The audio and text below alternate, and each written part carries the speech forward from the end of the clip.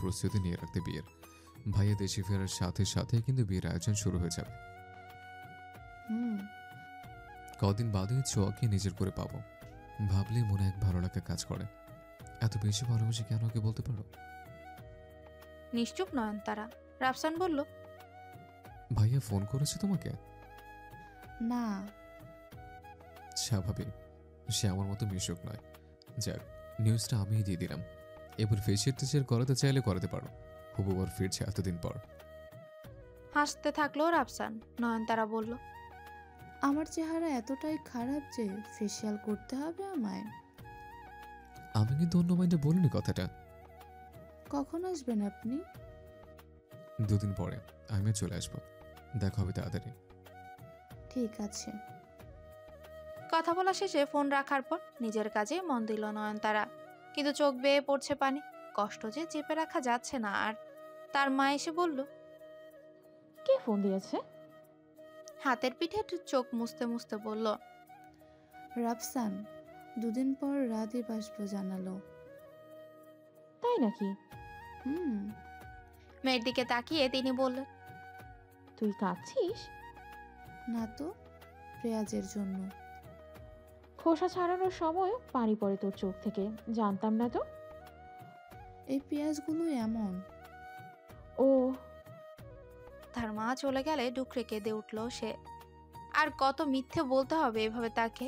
কেনাকাটা শেষে বাইরে বের হচ্ছে ছোঁয়া আর পরশ। হঠাৎই ছোঁয়ার একটা ছেলের সাথে ধাক্কা লাগলো। সে পেছনে যেতে যেতে বলল, সরি, আমি ইচ্ছে করে করিনি।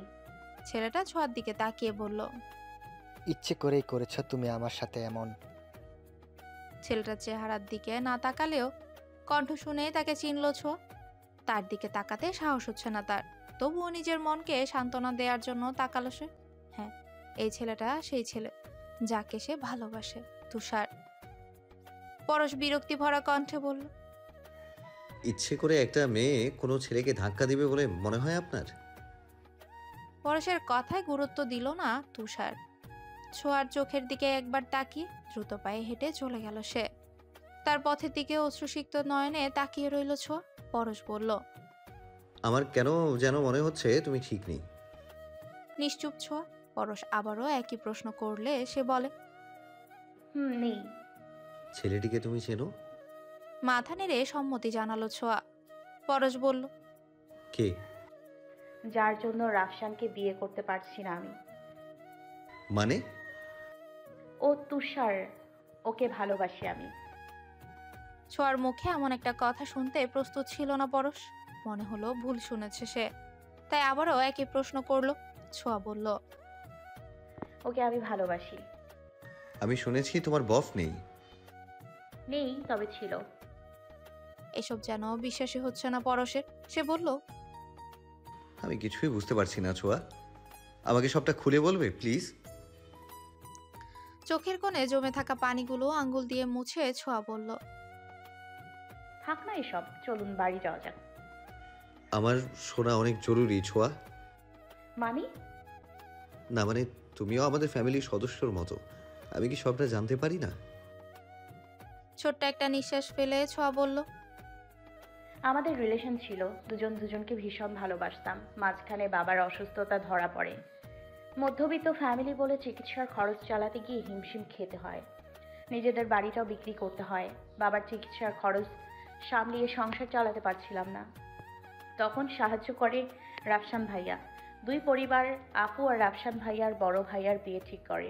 তারপর শুনলাম রাফসান ভাইয়া আমাকে পছন্দ করে, সে আমায় বিয়ে করতে চায়। এটা আমি মানতে পারিনি, তবুও চুপ ছিলাম, কারণ বিয়েটা তখনই হবে এমন কোনো কথা বলেনি তারা। বাবার চিকিৎসা চলছিল, হঠাৎ বাবা মারা যায়। আমাদের বাসায় রাফসান ভাইয়ের যাতায়াত বেড়ে যায়। তিনি নানাভাবে আমাকে ইমপ্রেস করতে চায়। আমার এসব ভালো লাগতো না। আমি তাকে আমার ভালোবাসার কথা জানাই, কিন্তু তিনি আমার মাকে সবটা জানিয়ে দেয়। আরও বলে আমি যদি তাকে বিয়ে না করি তাহলে রাদীপ ভাইয়াও আপুকে বিয়ে করবে না। আমার মা ঘাবড়ে যায় কথাটি শুনে। আমাকে রাজি করাতে চেষ্টা করতে থাকে তুষারের সাথে যোগাযোগ বন্ধ করার জন্য, কিন্তু আমি করিনি। এক পর্যায়ে মা সুইসাইড করার চেষ্টা করে। সেবার মা বেঁচে যায়। তখন তাকে প্রতিজ্ঞা করি তুষারের সাথে যোগাযোগ বন্ধ করে দিব, আর সেই থেকে তুষারকে ভুলে থাকার বৃথা চেষ্টা করছি আমি। সবটা শুনে পরশ বলল, আন্টির কথা না হয় বুঝলাম, নয়নতারা কেন রাজি হলো এসবে?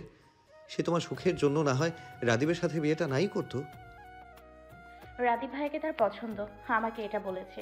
আরও বলেছে আমার জন্য তাকে হারাতে চায় না সে। পরশ জানে নয়নতারা এসব রাফসানের জন্য বলেছে, নিশ্চয়ই রাফসান তাকে বাধ্য করেছে। ছোঁয়া বলল, অনেক কষ্টে নিজেকে গুছিয়ে নিচ্ছিলাম। এই সময়ে তুষার আমার সামনে না আসলেও পারতো। চোখের পানি আর আটকে রাখতে পারল না ছোঁয়া। অনবরত পানি পড়ছে তার চোখ বেয়ে। ছোঁয়াকে এভাবে দেখতে পরশের একদমই ভালো লাগছে না। এত কষ্ট বুকে চেপে রেখেছে এই মেয়েটা, তাকে দেখলে বোঝাই যায় না। পরশের চোখও অশ্রুসিক্ত। ছোঁয়াকে বুঝতে না দিয়ে লুকিয়ে মুছে নিল সে। তারপর নিজের রুমালটা তার দিকে এগিয়ে দিয়ে বলল, আশেপাশে অনেক মানুষ, ছোঁয়া, চোখটা মুছে নাও, চলো বাড়ি যাই। দূর থেকে তাদের দেখছে তুষার। পরশকে দেখে সে চিনল না, ভাবছে কে এই লোকটা। ছোঁয়া তাকে কি বলেছে? তার কি রাফসানের সাথে বিয়েটা এখনো হয়নি? বলে নিশ্চয় অন্য কারোর সাথে সে ছোঁয়াকে শপিং মলে আসতে দিত না। নিজের রুমে এসে দরজাটা বন্ধ করে শুয়ে পড়ল পরশ। কিছুক্ষণ চোখটা বন্ধ করলো সে। একটু পর চোখটা খুলে নিজেকে বোঝানোর চেষ্টা করলো এটা স্বপ্ন ছিল। কিন্তু আফসোস, এমন কিছুই হলো না। এটা কোনো স্বপ্ন নয়, এটা বাস্তব, কঠিন বাস্তব। উঠে পড়লো পরশ। শপিং ব্যাগে থাকা কার্ডটা বের করে লিখতে থাকলো, তুমি বলেছিলে মনের কথা এই কার্ডটিতে লিখে প্রিয়তমাকে দিতে, কিন্তু তুমি এটাই জানতে না আমার প্রিয়তমা তুমি, ছোঁয়া। অনেকখানি ভালোবেসে ফেলেছি তোমাকে। ভেবেছিলাম তোমার ভালোবাসাও পাবো, কিন্তু আজ জানতে পারলাম তোমার হৃদয়ে অন্য কারো বসবাস, যেখানে আমার জন্য কোনো স্থানই নেই। আর লিখতে পারছে না পরশ। হাত কাঁপছে তার। কি লিখবে সে? কেনই বা লিখবে? এটা কি সে দিবে ছোঁয়াকে? আচমকা কার্ডটা ছিঁড়ে তন্ন তন্ন করে ফেললো পরশ। কাঁদতে ইচ্ছে করছে তার, চিৎকার করে। তাতে যদি মনটা হালকা হয়। নুপুর জোড়া পায়ে পড়ে বিছানার এক কোণে পা টেনে হেলান দিয়ে বসে আছে ছোঁয়া। নয়নতারা এসে বলল, এসেছিস তুই? রাফসান ফোন দিয়েছিল, রাদীপ আসবে 2 দিন পর। আর কিছুদিন পরেই 2 বোন একই বাড়িতে বউ হয়ে যাব। ছোঁয়ার কোনো সাড়া না পেয়ে তার পাশে বসলো নয়নতারা। পায়ের দিকে চোখ পড়তে এসে বলল, আবার পড়েছিস সেই পুরনো নুপুরটা তুই? ভালোবাসার মানুষের উপহার পেয়েছো কখনো আপু? যদি পেয়ে থাকো তবে এর মূল্য বুঝবে। ছোঁয়ার কাঁধে হাত দিয়ে নয়নতারা বলল, কি হয়েছে তোর? খুব স্বাভাবিকভাবেই ছোঁয়া উত্তর দিল, আজ না তুষারকে দেখেছি, আগের চেয়েও সুন্দর হয়ে গিয়েছে। আমাকে দেখেই চিনে ফেলেছে সে। তারপর রাগ ঝেড়ে চলে গিয়েছে। ইচ্ছে করছিল ওর হাতটা ধরে ফেলতে, তারপর কান ধরে বলতে সরি, এবারের মতো মাফ করে দাও। আগে তো এভাবেই রাগ ভাঙাতাম, কিন্তু এবার পারিনি আপু। আচ্ছা আপু, যদি এমনটা বলতাম সে কি ক্ষমা করে দিয়ে নিজের জীবনে ঠাঁই দিত আমায়? আমার যে ওকে ছাড়া অন্য কাউকে বিয়ে করব ভাবলে ভীষণ কষ্ট হয়। কোনো জবাব দিতে পারলো না নয়নতারা। ভালোবাসায় যে কি কষ্ট জানে সে। ভীষণ কান্না পাচ্ছে তার। ছোঁয়ার সামনে নিজেকে প্রকাশ করলো না নয়নতারা। দ্রুত বেরিয়ে পড়লো রুম থেকে। সন্ধে হয়ে গেল। ড্রয়িং রুমটা নিজের মনের মতো সাজালো ছোঁয়া। শত কষ্টের মাঝেও দায়িত্বের কথা ভুলেনি সে। সাফিনা আহমেদ ও শফিউল আহমেদ পরশদ দিয়া শাড়ি ও পাঞ্জাবি পরে রুম থেকে বেরিয়ে আসলো। এতক্ষণ ছোঁয়াই রুম বন্দি করে রেখেছিলেন তাদের। তারা ড্রয়িং রুমে এসে চমকে গেলেন। সাফিনা আহমেদ খুশিতে বলে উঠলেন, এসব আমাদের জন্য? জি, সবে তো শুরু। আরো কত কত সারপ্রাইজ আছে, দেখতে থাকুন। এরই মাঝে উপস্থিত হলো নয়নতারা ও আফিয়া জান্নাত। তাদের সাথে কথা বললেন তারাও। তাদেরও একই রঙের পোশাকে দেখতে পেলেন সাফিনা আহমেদ। কিন্তু ছোঁয়া খুবই সাদাসিধে অন্য রঙের সালোয়ার কামিজ পরে আছে। সাফিনা আহমেদ বললেন, তুমি বলেছ পরশ সবার জন্য আজ জামা নিয়েছে, তোমার জন্য নেয়নি? নিয়েছে, পড়ার সময় পাইনি। পরে আসো, আমি পরশকে ডেকে আনি, সেও তৈরি হতে পারলো না। ঠিক আছে। সাফিনা আহমেদ পরশের রুমে আসে। পরশ সাদা পাঞ্জাবি পরেছে। জানলার ধারে দাঁড়িয়ে আকাশের পানে তাকিয়ে আছে সে। সাফিনা আহমেদ বললেন, বাহ, আমার ছেলেকে তো দারুণ লাগছে দেখতে। পরশ মুচকি হেসে বলল, শুভ বিবাহ বার্ষিকী মা। সাফিনা আহমেদ ছেলেকে জড়িয়ে ধরে কপালে চুমু খেলেন। তারপর বললেন, ধন্যবাদ। এবার বল, আজ ছোঁয়াকে কিভাবে প্রপোজ করবি? আর আমরাই বা কি বলবো? মানে আমরাও তো তোকে প্রপোজ করব, তাই না? মায়ের হাত ধরে পরশ বলল। এমন কিছু হবে না আজ। মানে? মানে ছোঁয়াকে আমি মনের কথা জানাতে পারবো না, কেন? কারণ তার মনে অন্য কেউ আছে। সেটা রাফসান নয়, অন্য কেউ, যার জন্য রাফসানকে বিয়ে করতে আপত্তি তার। সাফিনা আহমেদ অবাক দৃষ্টিতে তাকিয়ে আছেন ছেলের দিকে। পরশ বলল, এটা সত্যি মা। খোলা চুলে সাদা শাড়ি পরে ছোঁয়া আসে। তার দিকে নজর যেতেই সরিয়ে ফেলল পরশ চোখ। কি সুন্দরটাই না লাগছে আজ ছোঁয়াকে। ইচ্ছে করছে পলকহীনভাবে তাকিয়ে থাকতে, কিন্তু আদৌ কি এটা ঠিক? মোটেও না। ছোঁয়ার মনে রয়েছে অন্য কারো বসবাস। পরশ চাইলেও সে জায়গাটা নিতে পারে না। ছোঁয়া পরশের নয়, কেনই বা তাকাবে সে তার দিকে? নয়নতারা বলল। কেক কাটা যাক। ছোঁয়া বলল। একটু দাঁড়াও। পরশের পাশে এসে ছোঁয়া ধীর কণ্ঠে জিজ্ঞাসা করল, কোথায় সে? কে? আরে যাকে আপনি আজ প্রপোজ করবেন। আন্টিকে সারপ্রাইজ দেওয়ার কথা আজ। ও, ও, কিছু জিজ্ঞাসা করেছি আপনাকে। তাকে ছাড়া কেক কাটা কেমন যেন লাগছে না? সে আসতে পারছে না। আসতে পারছেন না? হুম, কেন? কাজ আছে তার। আমাকে ফোন দিন, আমি রিকোয়েস্ট করি। এত প্ল্যান ভেস্তে যাবে সব। বাদ দাও ছোঁয়া, আজ আমার মা বাবার দিন, ওদের দিনই না হয় থাকুক। ছোঁয়া কথা বাড়ালো না, কেক কাটা শুরু করলো। এরপর সবাই মিলে ছবি তুললো অনেক। সাফিনা আহমেদ ও শফিউল আহমেদও কিছুটা প্রকাশ করলেন না। আফিয়া জান্নাত কথার এক ফাঁকে বললেন, কত আপন হয়ে গিয়েছি এই কয়েকদিন আপনাদের পরিবারের সাথে। এবার মেয়ে বিদায় করার প্রস্তুতি নিন। আরেকটা বান্ধবী জোগাড় করতে হবে আপনার। হাসতে থাকলেন তিনি। সাফিনা আহমেদ মুখে হাসি আনার চেষ্টা করলেন, কিন্তু কিছুতেই পারছেন না। শফিউল আহমেদ তার অবস্থা বুঝে বললেন, বুঝলে আফিয়া আপা, ছোঁয়া চলে গেলে আপনার চেয়েও বেশি কষ্ট এই সাফিনা পাবে। আফিয়া জান্নাত কথাটার মানে বোঝার চেষ্টা করতে থাকলেন। নয়নতারা বলল, তা অবশ্যই ঠিক, বান্ধবী বলে কথা। বাগানের পাশে বেতের সোফাটায় বসে আছে পরশ। ছোঁয়া এসে তার পাশে বসতে বসতে বলল, মন খারাপ? হুম। সে আসেনি বলে? হুম। কি খারাপ, এমন একটা ছেলের কথা কেউ ফেলতে পারে? হুম। ছেলে হয়ে এতটা মন খারাপ করতে পারে কেউ? তোমার মতো কষ্ট লুকিয়ে রাখতে পারছি না হয়তো। নিশ্চুপ ছোঁয়া। পরশ বলল, আচ্ছা ছোঁয়া, একটা কথা বলবে? হুম। তুষার যদি ফিরে আসে তোমার কাছে, যাবে তুমি ওর কাছে? না, কেন? অনেক কিছু উল্টোপাল্টা হয়ে যাবে। কিন্তু তার জন্য তুমি নিজের ভালোবাসা হারাবে কেন? অনেক আগেই হারিয়ে ফেলেছি। ভালোবাসো তুষারকে? হুম। সব ঠিক হয়ে গেলে যাবে ওর কাছে? আই উইশ যদি হতো। ছোট্ট একটা নিঃশ্বাস ফেলে ছোঁয়া চলে গেল। পরশ বিড়বিড়িয়ে বলল, হবে, তোমার ভালোবাসা তুমি পাবে, আর তুমি খুশি থাকলে আমিও থাকবো। বাসায় আসতে পরশকে সাফিনা আহমেদ বললেন, আমি একটা সিদ্ধান্ত নিয়েছি। কি? আফিয়া জান্নাতকে সবটা জানাবো। উনি না করবেন না। মা? হ্যাঁ, আমি যতটুকু ওনাকে চিনেছি, উনি তার মেয়েদের ভালো চায়। আমি যদি সবটা বুঝিয়ে বলি তাহলে তিনি অবশ্যই মেনে নেবেন। রাফসানের চেয়ে সব দিক থেকে আমাদের ফ্যামিলি এগিয়ে, রাজি না হবার কারণ নেই। কিন্তু ছোঁয়া হবে না। ওকে তো একবার বলে দেয়। ছোঁয়া যদি আমাকে ভালোবাসতো তবে কখনো তুষারের কথা আমাকে জানাতো না। আমাকে সে স্পষ্ট বলেছে ভালোবাসে তুষারকে। তুই ওকে ভালোবাসিস, এটা সে জানে না পরশ। নিজের ভালোবাসার কথা জানানোর দরকার আছে বলে তোর মনে হয় না সারা জীবন আফসোস করে যাবে?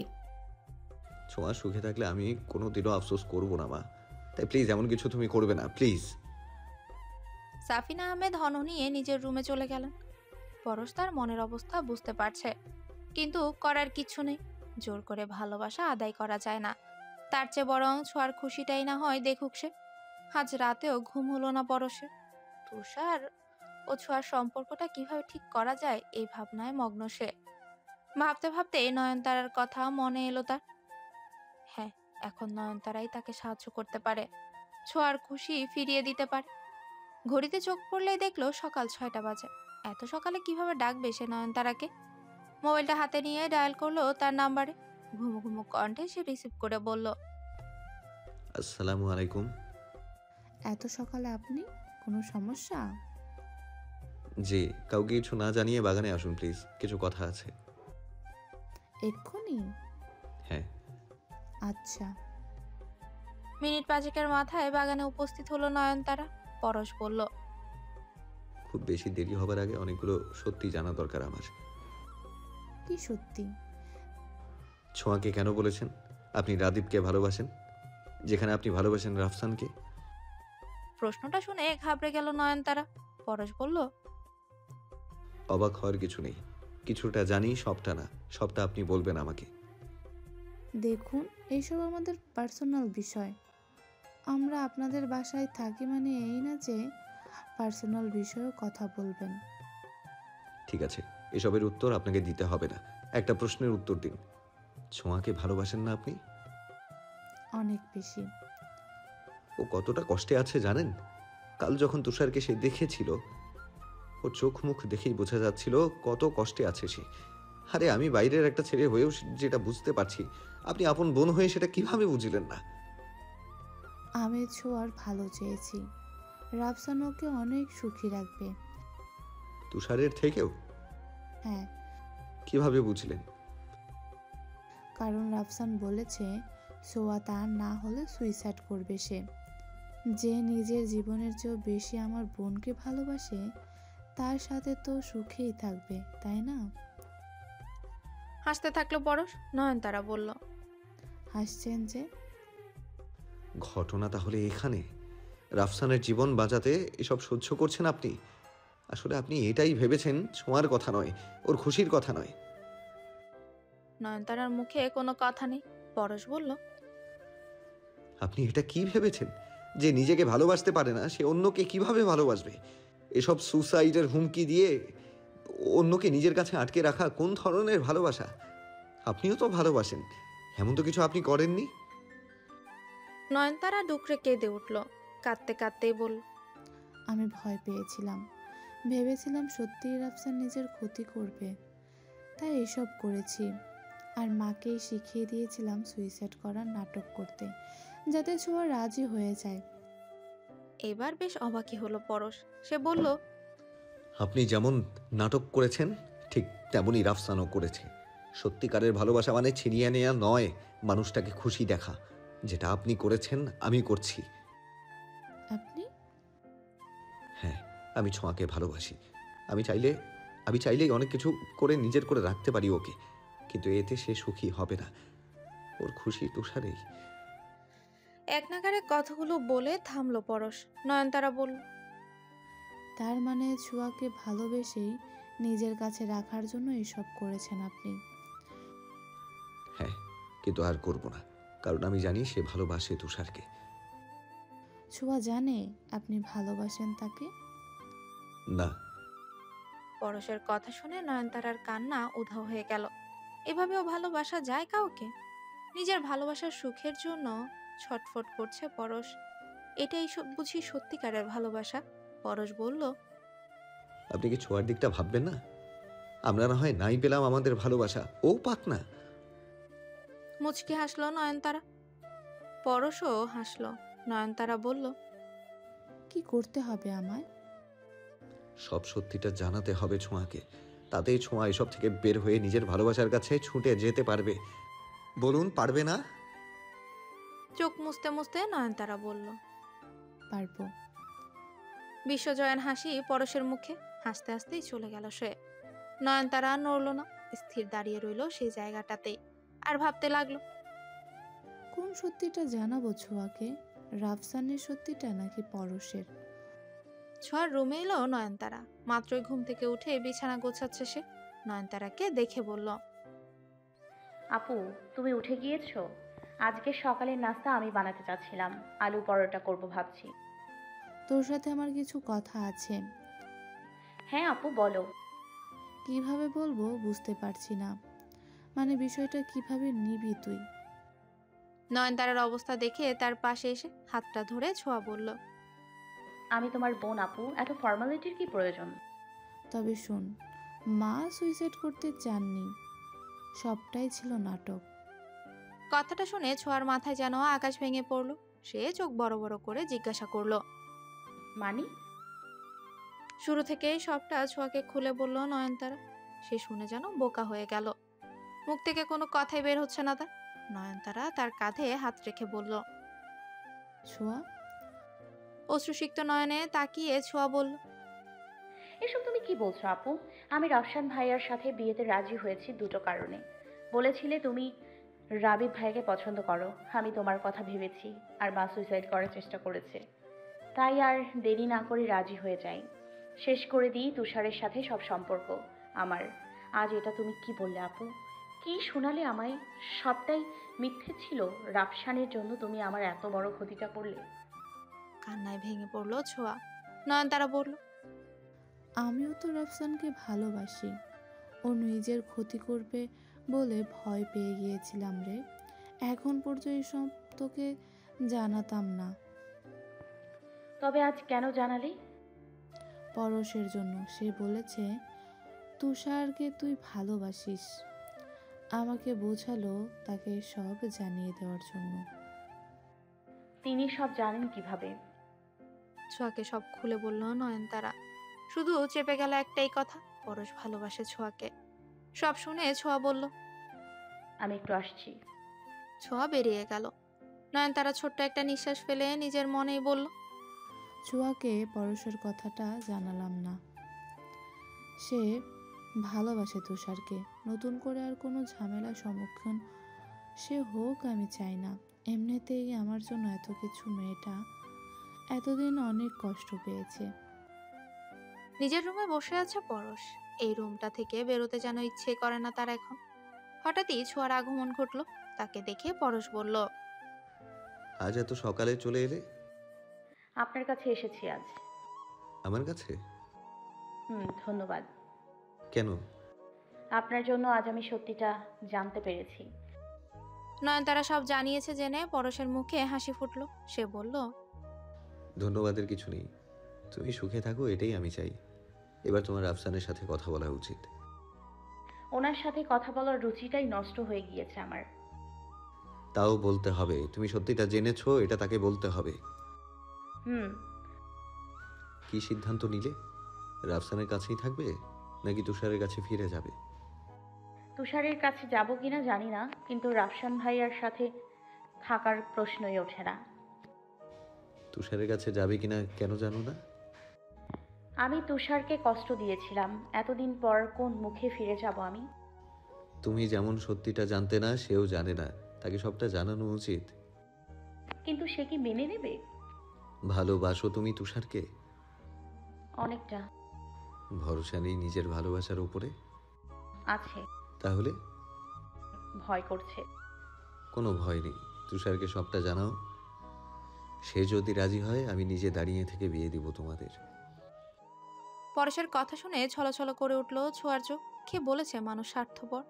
স্বার্থহীন মানুষও তো আছে, যার উদাহরণ পরশ।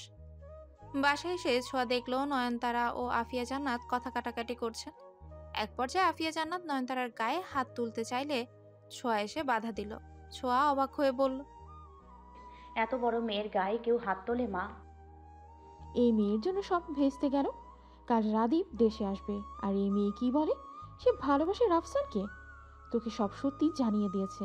কেন কেন এটা করলো সে? শেষ সময়ে এসে এসব করার কি দরকারটা ছিল? হাঁপাতে লাগলেন আফিয়া জান্নাত। ছোঁয়া বলল, মা শান্ত হও তুমি।